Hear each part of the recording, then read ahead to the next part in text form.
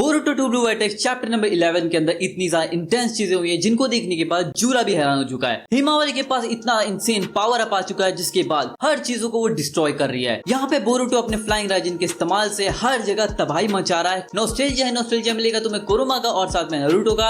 तो हाँ, शुरू करते हैं, लेकिन उससे पहले पिछले चैप्टर के बारे में बात करते हैं। पिछले चैप्टर में हमने देखा था कि यहाँ पर इनोजिन का डोनट बना दिया था जूरा ने, जिसके बाद हिमावरी जैसे ही वो देखती है उसका कुरुमा एक्टिवेट हो जाता है।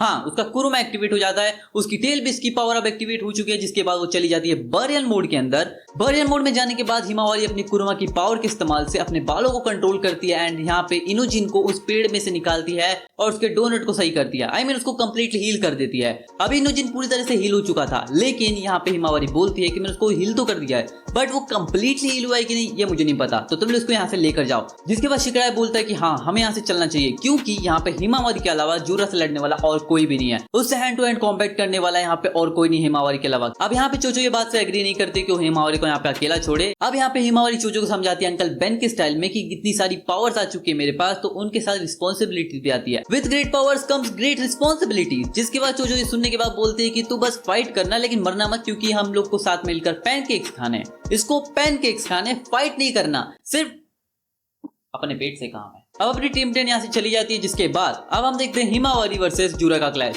यहाँ पे जूरा जैसे टीम 10 जाती है उन लोग को रोस्ट करना स्टार्ट कर देता है कि भाई वो लोग बिना बात के मर रहे हैं, उनके पास पावर भी नहीं, तो भी मुझसे क्या भिड़ रहे हैं। और यहाँ पे इनोजिन तो बिना बात के मारा गया। अब हिमावरी उसके ऊपर अपने लेफ्ट हैंड से और राइट हैंड से पंच करती है एंड जूरा उड़ते हुए 7 समंदर पार। अब हिमावरी ने अपनी पावर से जूरा को उड़ा दिया, जो की बहुत ज्यादा बड़ी बात है, लेकिन उसकी पावर अपने कंट्रोल में नहीं है। उसने पंच मारा, लेकिन पंच मारने के साथ आसपास की चीजों को भी डिस्ट्रॉय कर दिया। अब यहाँ पे वन पीस वाली हाकी और रेव तो काम नहीं करने वाली, इसलिए हिमावरी को अपनी सारी पावर को कंट्रोल करना पड़ेगा एंड इसे आउट ऑफ कंट्रोल होने से रोकना पड़ेगा, क्योंकि इसकी पावर लीक हो रही है, जिससे कि आसपास अगर लोग भी होंगे तो उनको भी काफी डैमेज पड़ सकता है। अब हिमावरी ने यहाँ पे जूरा के ऊपर तो बहुत तगड़ा पंच मारा था, लेकिन जूरा कहां से चुप बैठने वाला है। जूरा यहाँ पे खड़ा होता है एंड पता नहीं रॉकेट बन के आता भाई, अलग स्पेसशिप वाला फॉर्म ले लेता है। जिसके बाद वो तुरंत हमला करने वाला था हिमावरी के ऊपर एंड भाई फुल फॉर्म में अटैक कर रहा था, लेकिन हिमावरी यहाँ पे देती है सरप्राइज, जहां पे हिमावरी अपने टेल बीस बॉम्ब का इस्तेमाल करती है एंड ये देखकर लाइक वो शौक, भाई क्या कर रही है तू, इतनी ज्यादा पावर कहां से आ गई तेरे पास। जिसके बाद हम देखते हैं कि हिमावरी उसके ऊपर टेल बीस बॉम्ब छोड़ देती है, लेकिन वो कहां रुकने वाला था,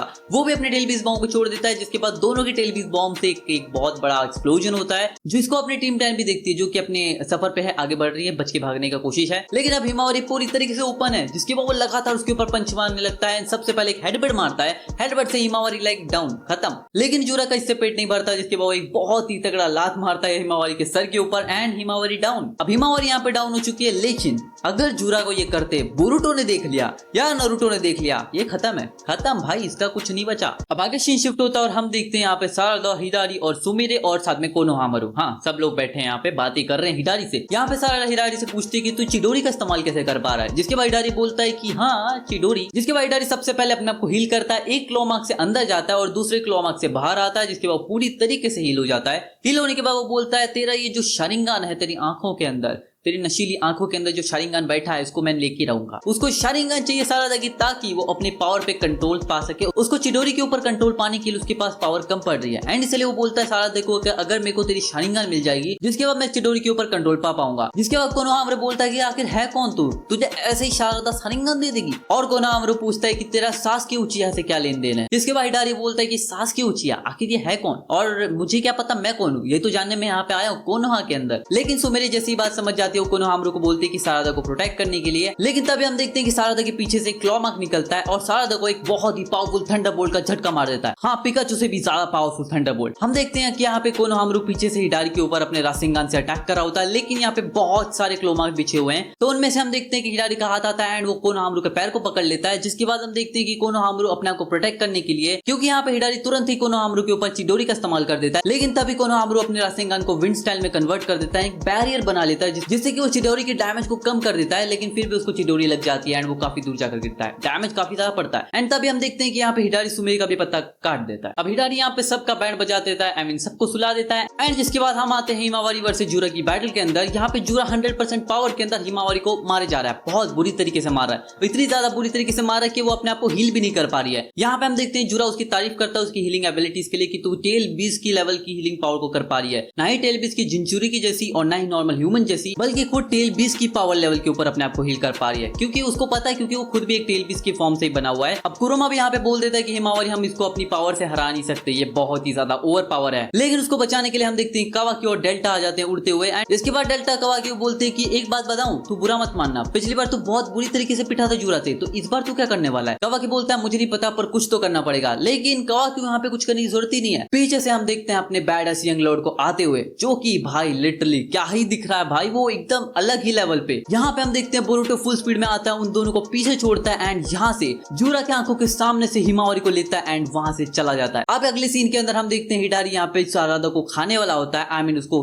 पेड़ों से लपेट लेता है एंड अब उसको खाएगा। भाई लिटरली खाएगा, पता नहीं क्या ही चीजें होने वाली है। अब हिडारी यहाँ पे सारादा को इसलिए खाने वाला है क्योंकि जितनी भी नॉलेज उसको चाहिए वो सारादा को खा के मिलने वाली है। अब हिडारी यहाँ पे सारादा को खाने वाला होता है कि तभी सारादा नोटिस करती है कि पोल के ऊपर एक टोड बैठा हुआ है एंड उसके हाथ में कुछ चीज है। एंड तभी हम देखते हैं कि बोरुटो को टोड बोलता है कि young lord the time has come, आ जाओ। और हम देखते हैं कि बोरुटो अपनी फ्लाइंग राइजिन का इस्तेमाल करता है एंड सारादा के पास पहुंच जाता है और वहां पहुंचते वो हिडारी का हाथ काटता है और सारादा को भी वहां से आजाद कर देता है। इसका मतलब अपने यंग लॉर्ड ने दोनों को बचा लिया, बहन को भी एंड अपने मास्टर की बेटी को भी, जो कि फ्यूचर में क्या होगी यू नो व्हाट। अब बोरुटो दोनों को बचा लेता है एंड ये चैप्टर यहीं पे खत्म हो जाता है। तो ये चैप्टर तो यहीं पे खत्म होता है, लेकिन अगले चैप्टर में जो चीजें होने वाली है वो लिटरली काफी ज्यादा औसम होगी। क्योंकि सबसे पहले तो यहाँ पे बोरुटो पहुंच चुका है हिडारी के पास एंड उसने सारदा और हिमावरी को बचा लिया है। लेकिन अब हिमावरी जैसे अपने आप को पूरी तरह से हील कर लेगी, वो भी बोरुटो के साथ मिलकर फाइट कर सकती है हिडारी और जूरा के साथ, क्योंकि जूरा वहां पे बैठने वाला नहीं है, क्योंकि जूरा के पास अभी कोई भी नहीं है, तो उड़कर जाएगा। एंड यू नो व्हाट, साथ में कावाकी भी आ रहा है,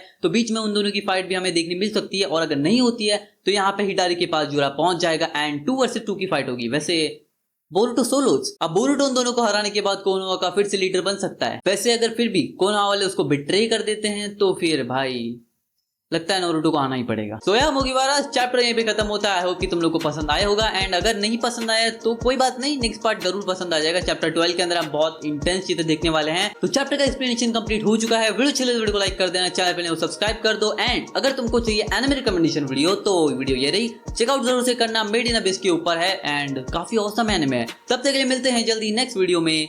सायोनारा।